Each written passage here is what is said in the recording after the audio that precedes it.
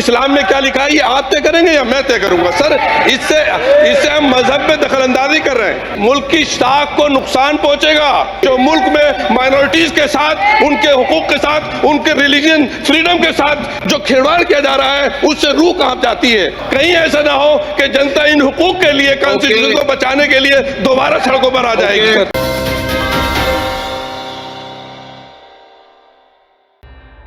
संसद में वक्फ बोर्ड संशोधन विधेयक पेश होते ही बवाल मच गया। सत्ता पक्ष और विपक्ष के नेताओं के बीच जमकर सियासी तकरार हो गई। यूपी के जिला रामपुर से सांसद मौलाना महबुल्ला नदवी संसद में गरज पड़े। नदवी ने संसद में खड़े होकर कहा कि मुसलमानों के साथ अन्याय हो रहा है। पिछले 10 सालों में अल्पसंख्यकों के साथ जो कुछ हो रहा है उसे देखकर रूह कांप जाती है। अब वक्फ के जरिए मजहब में दखलंदाजी की जा रही है। केंद्र अल्पसंख्यक मंत्री ने वक्फ संशोधन विधेयक 2024 सदन में पेश किया था। भारी हंगामे और विपक्ष की मांग के बीच लोकसभा अध्यक्ष ओम बिरला ने कहा कि सभी दलों से बात करके इस पर संयुक्त संसदीय समिति गठित की जाएगी। विपक्ष ने भी इसे संसदीय समिति के पास भेजने का प्रस्ताव रखा था। उधर नेता प्रतिपक्ष राहुल गांधी, सपा के मुखिया अखिलेश यादव, AIMIM के सांसद ओवैसी ने भी इस बिल के खिलाफ कड़ा विरोध दर्ज कराया था।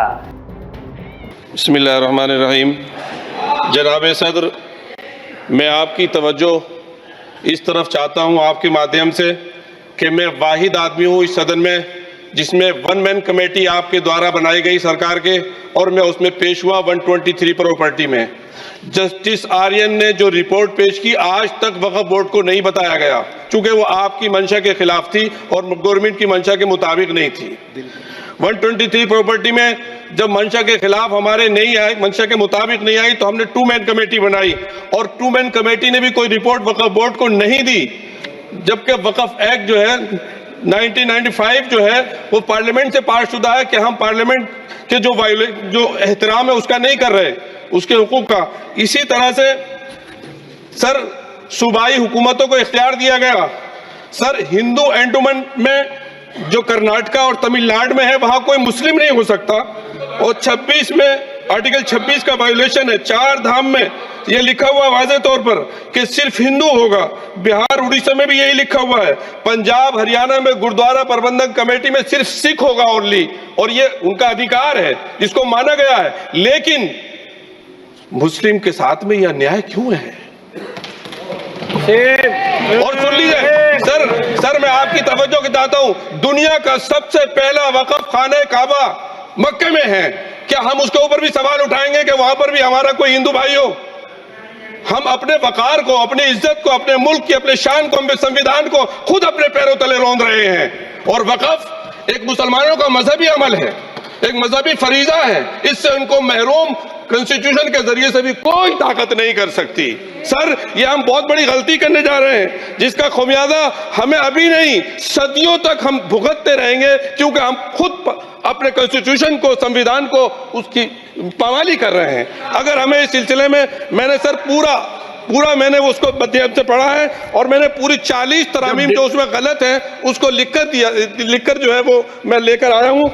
सर इसके जरिए से सरकारी अमले को बाज़ाब्ता तौर पर यह हक आखिर कलेक्टर को दिया जा रहा है। सर्वे कमिश्नर के इख्तियारात खत्म किए जा रहे हैं। आखिर सर्वे कमिश्नर भी तो गवर्नमेंट ऑफ इंडिया का होता है। सर ऐसे कैसे कर सकते हैं हम?